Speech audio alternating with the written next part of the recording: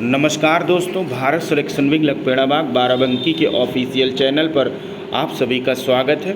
Dictation Ramdhari Gupta, पत्रिका संख्या 4, प्रतिलेखन संख्या 8, स्पीड 80। स्टार्ट होगा 5 सेकंड बाद।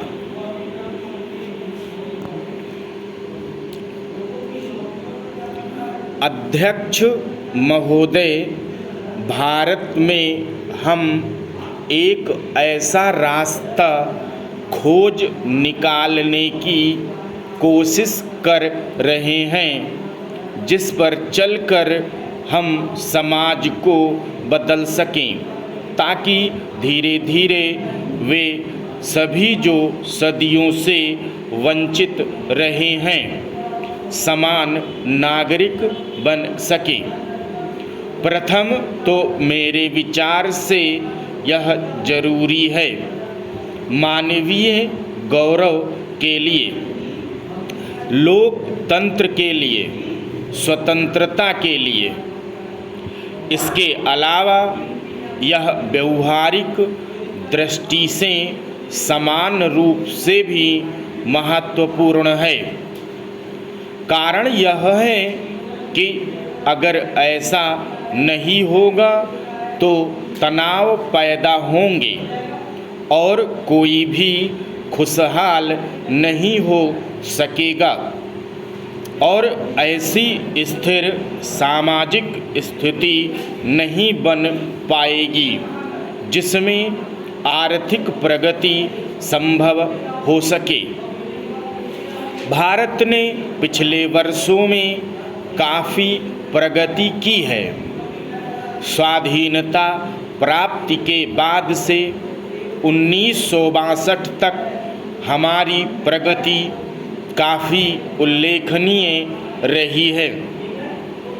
1962 में चीन के साथ सीमा विवाद को लेकर हमें संघर्ष में उलझना पड़ा और विकास की बजाय रक्षा की ओर ध्यान केंद्रित करना पड़ा और सैनिक मजबूती के लिए काफ़ी धन लगाना पड़ा, जिसे हमारे लिए नितांत आवश्यक सड़कों, स्कूलों तथा अन्य कार्यों में लगाया जा सकता था।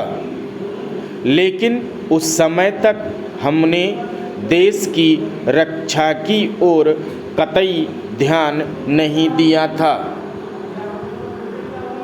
1965 में पाकिस्तान के साथ हमें फिर संघर्ष में उलझना पड़ा और हम उसके भारी व्यय से उबर भी न पाए थे कि भयंकर सूखा पड़ा। 3 वर्ष तक वर्षा नाम मात्र को ही हुई और अचानक हमें अकाल जैसी स्थिति का सामना करना पड़ा।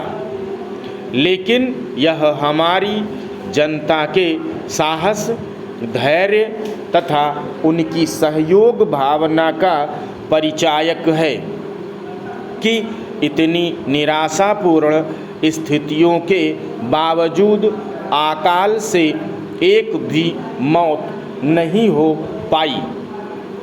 निस्संदेह अमेरिका से हमें बहुत सहायता मिली।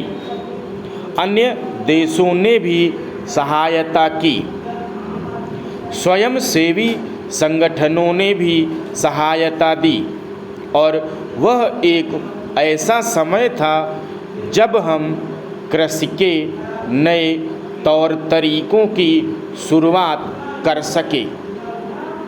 उन दिनों 1966 में मैं अमेरिका यात्रा पर आई थी और तब जो मुख्य सवाल मुझसे पूछा गया था वह था, क्या भारत में लोकतंत्र जीवित बना रह सकता है? क्या आप बढ़ती हुई आबादी के लिए खुराक जुटा सकती है?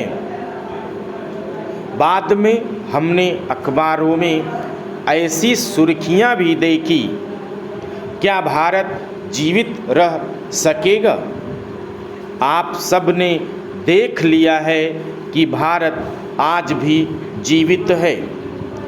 वहाँ लोकतंत्र की जड़ें बहुत मजबूत हुई हैं और आज गेहूं, चावल जैसे अनाजों की हमारी उपज पर्याप्त है।